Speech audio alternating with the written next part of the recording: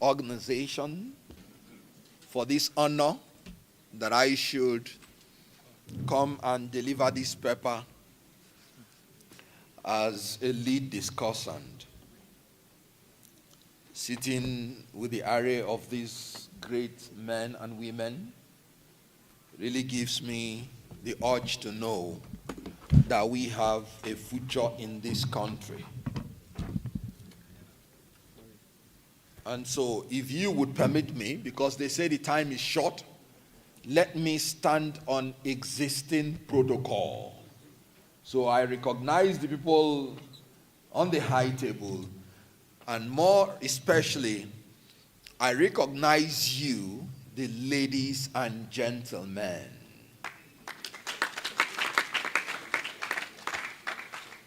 Now, this discussion, this paper, this speech, this address, anyone you prefer, please take, is given by Kenneth Okonkwo under the theme of civil society, democracy, governance reforms, building sustainable partnerships for national development. Now, I am very glad when I was invited, because the whole idea is that the whole civil society are coming together as one under this umbrella. United, we will always stand. Divided, we will always fall. The greatest unity of civil society is in their unity. The greatest strength of civil society is in their unity. If you allow them to break you up, they will take you out. So this paper examines the intersection of civil society, democratic consolidation, and governance reforms. It explores the challenges, the opportunities in building sustainable partnerships among government institutions, civil society organizations, and private sector to drive development. Drawing from Nigerians' democratic history, reform efforts, and development strategies, this paper is going to advocate for an inclusive governance, where the civil society will not just be a watchdog, but will be a co-architect in national progress. The civil society has to step up, because our journey from 1999, our democratic journey, as you can notice, has made some mild achievements, but with significant challenges.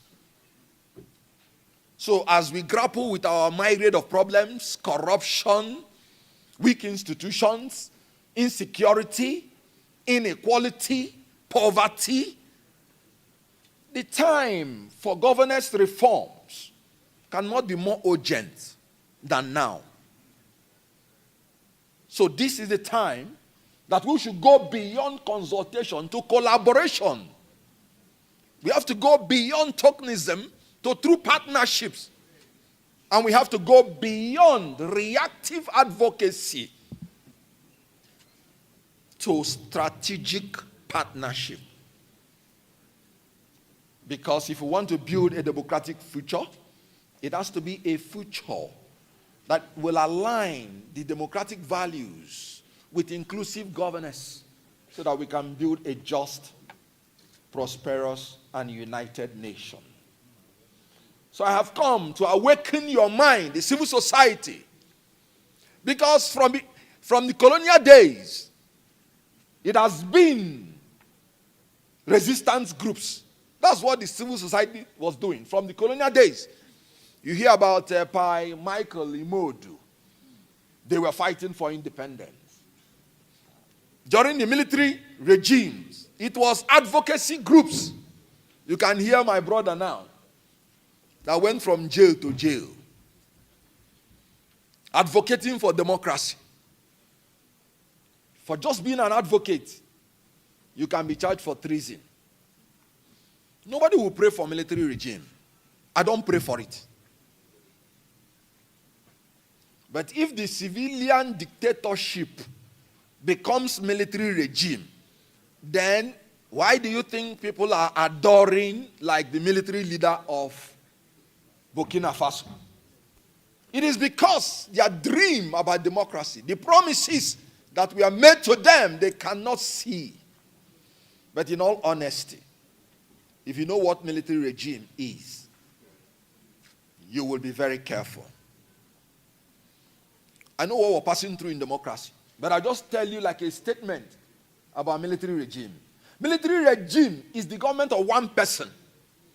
Forget the issue of your hearing military regime. No, it's the government of head of state. There is nothing like military regime. It's the government of one person. The decree is written by one person. The decree is signed by one person. The courts are set up by one person. And it is that what that one person wants that is done. Forget anything like, during the military regime, the military suffered most than even the civilians. If you go to the officers' mess then, during Abacha's regime, you won't see 2-3 officers coming together. Because they will say that they are planning queue.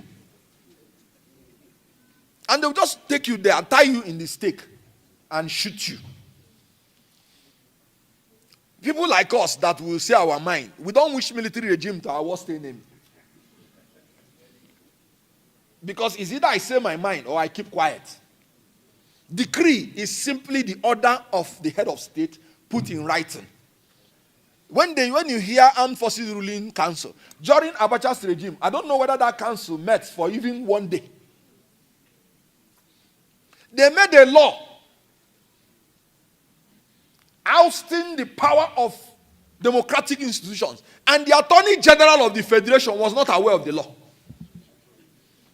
Onagoruwa was in Lagos. Gani won him. And they announced the law. And he was like, what happened? I just want you to understand that military regime is not the government of the military or the government of the cabinet. It is the government of one man. From the days of Aristotle, they warned us about ceding our sovereignty to a human being with all the disorders of the human mind and the affections. An authority that should be ceded to law alone. So don't pray for military regime. Why would we pray for military regime when we can, as a people, assert our right in a civilian regime? Now, let us start by reminding you that civil society is the aggregate of the non-governmental organizations linked together by common interest and collective activity. So if you do not have common interest, you cannot have collective activity. The whole idea of civil society is that you must have to have common interest and you must have to have collective activity. As you can see, the civil society includes the NGOs, CBOs, non-governmental organizations, community-based organizations, faith-based organizations. Then you have trade unions and student movements. You have independent media. You have professional associations, etc. So most of you here belong to these groups. Now, what are the functions of the civil society? In any country that the civil society is alive, the government will be afraid of the people. But in a country where the civil society is not alive, the people will be afraid of the government. I've come here to tell you that you need to rise up and demand your rights. The civil society should not be seen as an adversary to the government, but an indispensable ally. Indispensable ally in nation building. The first function of the civil society, watchdog. Watchdog. Monitoring government activities, exposing corruption, advocating transparency. Civil society fought and got Freedom of Information Act When they were fighting, you thought that if they give them this Freedom of Information Act, you will not hear anything corruption again. They will expose everything. For where? They fought. When the government saw that if they don't give these people Freedom of Information Act, there will be a problem. They gave them Freedom of Information Act. Then what is happening? Laws will not save us in this country. Nigeria has more laws than almost every country in the world. Laws do not transform to rule of law. Rule of law is ensuring the implementation of the law that will ensure that the major function of law, which is orderliness in a society, is achieved. So if there is any law and there is no implementation of the law, there is no interpretation of the law in accordance with the wordings of the law, it will bring confusion and anarchy. Rule of law is meant to bring orderliness. I'm tired of churning up laws every day. The civil society, Zukwani Ike. Law. The one you have, how much have you used it? The people in the National Assembly, with respect to some of them here, Constitution amendments now a ritual. Every session, there will be constitutional amendments. They will go to every zone. They will wear shebi, some zones. They will wear shebi. They will dance. After the amendment, after the suggestions, they will go home and select the one or two that will not pinch them. And all the other ones will be. So let us become the watchdog we are supposed to be. If we are not the watchdog, there's no way they will promote us to become collaborators.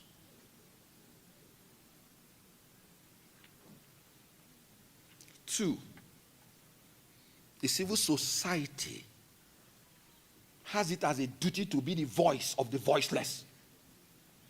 You have to amplify the voices of the marginalized people, and you have to advocate for social justice for them. I'm excited, when I hear civil society like Serap. As a matter of fact, when they came in, I thought they were going to be like the other people. They look at what they are doing. Impressive. There are some social activists that will go to Benue, even when the Benue governor will tell them not to come. They will go. That is being a watchdog. And they will be exposing, they will be magnifying the voices of the marginalized. It is the job of the civil society. The next job is capacity builder. You're meant to build the capacity of the people through education, training, and mobilization. The next job is that you have to be a service provider. Wherever the government runs short in providing service, it is the duty of the civil society to fill up the gap, especially in education, in health, in infrastructural issues. I remember those days when we were coppers. We would take knife and go and start cutting grasses on the road. There is something you can do. That you can't stand here and be talking does not mean you have nothing to do. You can cut grass somewhere just to prove that you are doing something for your nation. I did it as a copper. What has he removed from me? And I'm not saying when you want to go and do it, you go and bring all the media people so that they will come and see you. You will cut. Then you announce, Copper, I am cutting grass for people. My kind of faith does not even allow that one. So what we are saying is that the functions of the civil society, I have told you. When you talk about democracy, I would have loved to say that the threat to our democracy is not hypothetical, it is real. Because the challenges of democracy is there. Erosion of public trust in institutions. You have the rise of authoritarian tendencies. You have weak electoral system, electoral malpractices. and weak institutions. And you have shrinking civic space marked by repressive laws. Just look at that. They will tell you defamation law. They will use it so that when you say anything that does not favor any leader, so that they can send you to jail. They just want to shrink the civic space. When you say a man that is corrupt, when you say he's corrupt, you have said the fact. You're not saying anything wrong. They will say defamation. Now, let me talk about electoral malpractice, because we witnessed some. In 2023, we were there. We went home to vote. Of course, in Lagos, some people were denied PVC outrightly because they felt they were going to vote for a particular way.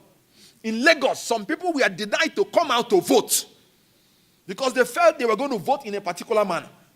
In Lagos and in the whole Nigeria, after the vote, they told us that the presidential election only cannot go. You saw some presiding officers saying it openly, that they were told not to transmit this. Then later on they say technical glitch. Which technical glitch? Can the machine choose the election to glitch on? 3 elections on the same day. And then the machine now selected only one to glitch on. Please, Nigerians are brilliant. When you want to talk to Nigerians, try to be sensible so that the international community does not look at us as fools.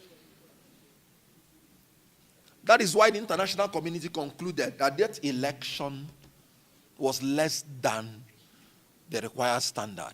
So we have to, the challenge is that we have to go into civic education, you, the civil society and political literacy. You have to go into intergenerational dialogue and youth participation management. You have to do it as civil society. Look at what the not too young to run. Look at what they have achieved. If somebody that is 18 years is old enough to know who should govern him, my own philosophy is that the person that is 18 years is old enough to stand for election. I've heard people who are 20 years who are elected into the assembly in foreign countries. You're telling a man, oh, you are old enough to know who will govern you, but you're not old enough to govern. Leadership is a gift, just like acting and all those things. There are people who are 60 years, 70 years, they cannot lead. There are people who, when you see them from childhood, you will see that leadership trait in them. Why deny them that opportunity? Wait. Don't thank me yet. Yes. Don't thank me yet. Wait. I said, thank you so much. Thank you so much. So what we are saying is that,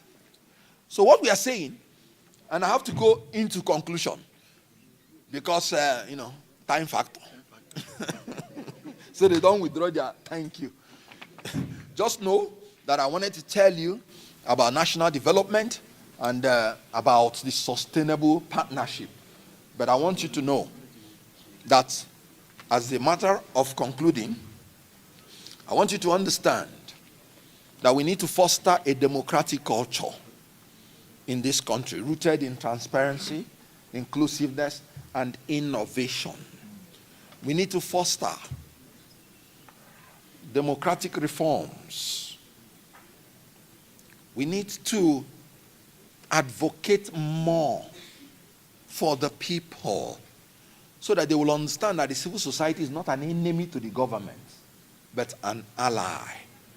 And we need to build a democratic future where democracy is deepened, where governance is reimagined, and where people are served. The institutions in Nigeria today are built to serve the powerful, not the people. We have to reimagine that. The whole idea of democracy is government of the people, by the people, for the people. Once it is not for the security and welfare of the people, then it is not democracy.